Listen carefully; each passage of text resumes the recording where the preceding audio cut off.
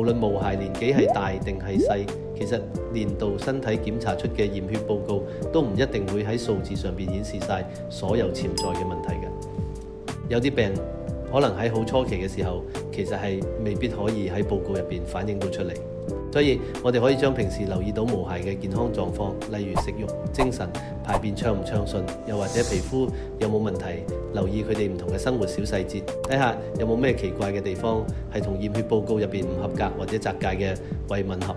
例如，如果你發現毛孩最近食慾差咗，而報告入邊肝酵素指數又接近責誡，咁就可能係肝功能開始出現警號。又或者係如果佢皮膚成日好似好痕咁，又甩好多毛，而報告入邊咧白血球係偏高，咁就可能係身體有炎症或者過敏反應。而家 AI 普及，大家都可以自己試下用呢啲工具去幫你研究下份報告，睇下綜合埋毛孩日常嘅一啲特別情況，佢會唔會俾到啲建議你去更加準確咁掌握毛孩嘅狀況，好好咁